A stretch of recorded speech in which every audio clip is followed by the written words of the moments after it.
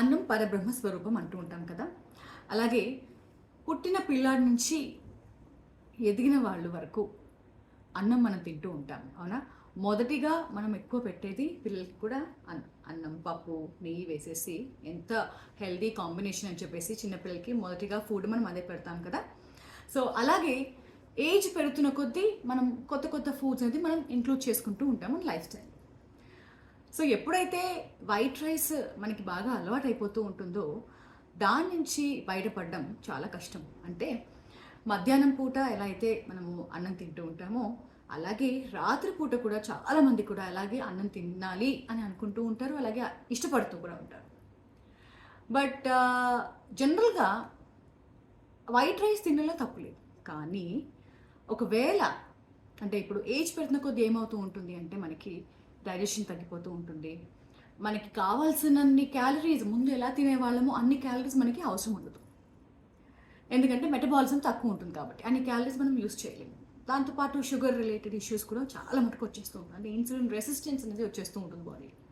ఈ మధ్య కాలంలో మనం అది కొంచెం ఎక్కువగా చూస్తున్నాం. ఎందుకు అంటే sedentary life style, desk job వల్ల కానీ లేకపోతే ఆ బాడీ లో అలా చేంజెస్ ఉండడం వల్ల, అంటే అది ఎలా వస్తుంది, స్ట్రెస్ వల్ల రావచ్చు, సరిగా నిద్రపోకపోతే కూడా రావచ్చు. ఇవన్నీ కూడా వెల్నెస్ లైఫ్ స్టైల్ ఫ్యాక్టర్సే అనమాట, వెల్నెస్కి సంబంధించినవి.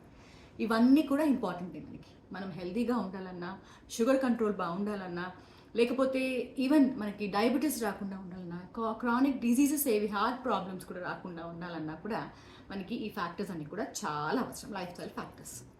సో అలా వీటన్నిటికీ సంబంధించింది మెయిన్ ఏంటి, బరువు పెరిగిపోతూ ఉంటాం. ఇలా కనుక మనము వైట్ రైస్ ఎక్కువగా 2 పూట్ల కనుక తింటూ ఉన్నప్పుడు, లేకపోతే బ్యాలెన్స్ లేకపోవడం, వైట్ రైస్ వల్ల ఒకటే కాదు, బ్యాలెన్స్ లేకుండా అంటే ఇప్పుడు రైస్ ఎక్కువగా తీసుకుంటూ కూరగాయలు తక్కువగా తీసుకోవడము, దాంట్లో సరిపడా ప్రోటీన్ లేకపోవడము, అలా బ్యాలెన్స్ లేకపోతే కనుక డెఫినెట్లీ బరువు అనేది పెరిగిపోతూ ఉంటారు. ఎక్సర్సైజ్ లేకపోయినా కూడా అదే ప్రాబ్లం. సో ఇప్పుడు మనకి మేజర్గా ఒక పెద్ద ఛాలెంజ్ ఏంటి అంటే అందరికీ కూడా 2 పూటలు రైస్ కాకుండా, అన్నం కాకుండా రాత్రిపూట లేకపోతే మధ్యాహ్నం పూట కూడా మనము ఏదైతే హెల్దీ రైస్ మనకి అవైలబుల్గా ఉంటాయో ఏదైనా మార్చుకోవచ్చా అని కూడా చాలా మంది అడుగుతూ ఉంటారు. సో డెఫినెట్గా మనకి ఆన్సర్ ఎస్. సో చాలా ఆప్షన్స్ ఉన్నాయి మనకి. అంటే తెల్లటన్నం తినడం అనేది ఒక అలవాటు, మనం అది తినచ్చు మంచి బ్యాలెన్స్ చేసుకుని. ఇప్పుడు బరువు తగ్గడానికి కూడా మనం ప్లాన్ చేసుకోవచ్చు. కానీ ఇన్సులిన్ కంట్రోల్ కంపల్సరీగా అవసరం. డయాబెటీస్ ఉన్న వాళ్ళు కానీ, లేకపోతే షుగర్ కంట్రోల్ కంపల్సరీగా కావాలి, ఇంకా చాలా ఎక్కువైపోతున్నాయి షుగర్స్ అని అనుకున్న వాళ్ళు అందరూ కూడా డిఫరెంట్ ఆప్షన్స్ సెలెక్ట్ చేసుకోవచ్చు. సో అలాంటి ఆప్షన్స్లో ఇవాళ నేను ఒక ఇంపార్టెంట్ రైస్ గురించి మాట్లాడబోతున్నాను. ఏంటి అంటే ఇప్పుడు మామూలుగా మనం చూస్తూ ఉంటాము రైస్, తెల్లటన్నం అంటే పాలిష్డ్ రైస్, బ్రౌన్ రైస్ వరకు అందరూ కూడా ట్రై చేసి ఉంటారు, స్టార్ట్ చేసి ఉంటారు. సింగిల్ పాలిష్డ్ రైస్ అంటే ఒక పొట్టు బియ్యం కూడా స్టార్ట్ చేసి ఉంటారు. అలాగే మనకి ఇంకా ఒక మంచి ఆప్షన్ మనకు ఉందన్నమాట. చాలా రకాల రైస్లు మనం చూస్తున్నాం కదా ఈ మధ్యకాలంలో. సో దాంట్లో ఒక ఇంపార్టెంట్ రైస్ ఏంటి అంటే ఈ పింక్ రైస్, అంటే రాజమూడి రైస్ అని కూడా అంటాం. కర్ణాటక బేస్డ్, మనకి ఇక్కడ కూడా అవైలబుల్గా ఉంటుంది. డెఫినెట్లీ ఆర్గానిక్ అండ్ మనకేంటంటే చూసారు కదా ఎలా ఉంటుంది. సో చాలా పొడిలాడుతూ ఉంటుంది. కొంచెం ఇలా నానబెట్టి చేయాలి పెద్ద పని, బ్రౌన్ రైస్ లాగా. చాలామంది బ్రౌన్ రైస్ అరగదు అని కూడా అంటూ ఉంటారు. ఒకవేళ మీకు అరగకపోతే, ఒకవేళ మీకు డిఫరెంట్ ఏదైనా ఆప్షన్ కావాలి, హెల్దీ ఆప్షన్ కావాలి అని అనుకుంటే మాత్రం మనకి రాజమూడి రైస్ ఇలా ఉంటుంది. ఇది ఒక మంచి ఆప్షన్.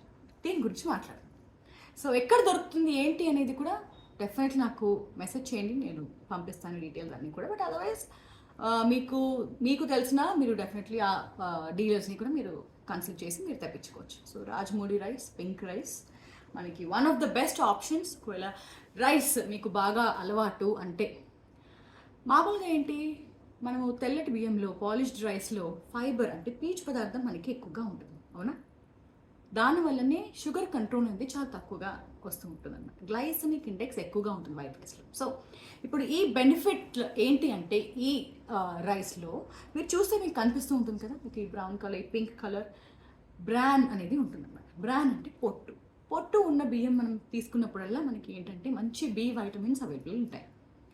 బి వైటమిన్స్తో సహా anti oxidant rich fibre rich అంటే పీచు పదార్థం బాగా ఉంటుంది మనకి. అందుకనే గ్లైసెమిక్ ఇండెక్స్ మనకి తక్కువగా ఉంటుంది. అంటే షుగర్ కంట్రోల్కి చాలా బెటర్ అనమాట, చాలా మంచిది. షుగర్ కంట్రోల్ చేసుకోవాలన్నా, బరువు తగ్గాలన్నా, లేకపోతే షుగర్ కంట్రోల్ అంటే ఏంటి, ఓన్లీ డయాబెటీస్ ఉన్న వాళ్ళు మాత్రమే కాదండి.